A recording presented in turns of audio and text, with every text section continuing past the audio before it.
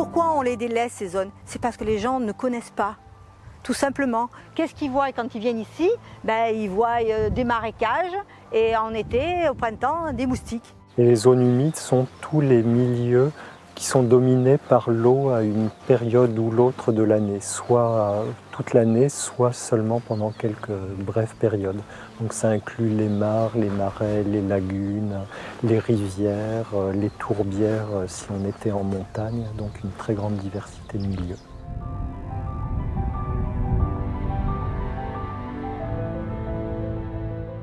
On a des zones humides qui aujourd'hui sont pas toujours très visibles. On a une multitude de petites zones humides et ces petites zones humides, elles rendent des services très importants à nos cours d'eau et à nos nappes. Par exemple, elles ont une fonction d'épuration. Ces capacités d'épuration peuvent permettre à certaines collectivités d'avoir des services qui sont rendus gratuitement par la nature. C'est-à-dire qu'elles stockent pendant un certain temps un certain nombre de polluants, elles peuvent les éliminer, elles peuvent les intégrer, les digérer. Donc c'est un rôle tout à fait intéressant d'épuration qui est relativement peu connu et surtout dont le service n'est pas du tout reconnu aujourd'hui.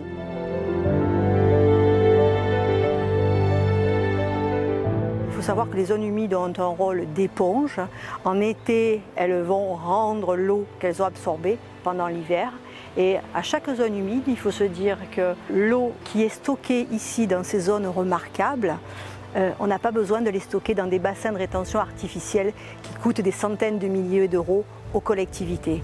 Chaque zone de stockage est un point important dans la préservation de la faune et de la flore, mais aussi dans la lutte contre les inondations.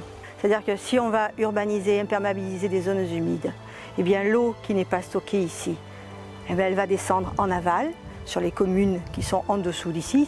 Et il faut savoir qu'il y aura des maisons et des communes qui seront sinistrées puisque l'eau qui ne sera pas stockée ici, eh bien, elle va rentrer dans des zones urbanisées.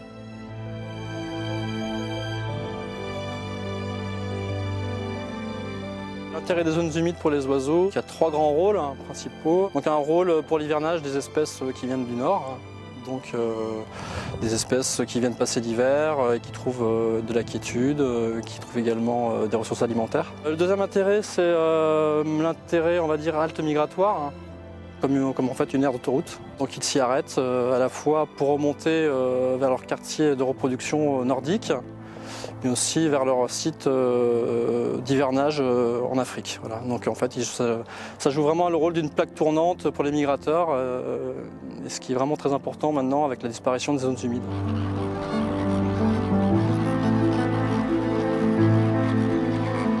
Alors ici, donc, on a la chance d'être dans un site exceptionnel. La Camargue est connue dans toute l'Europe et peut-être dans le monde entier.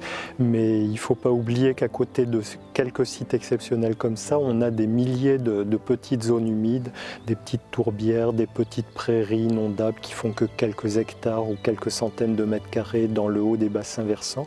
Et qu'il ne faut pas les oublier non plus parce qu'elles remplissent des rôles d'éponge, des rôles de régulation des crues et de soutien au débit d'étiage. Donc un plaidoyer pour qu'on fasse aussi attention aux petites.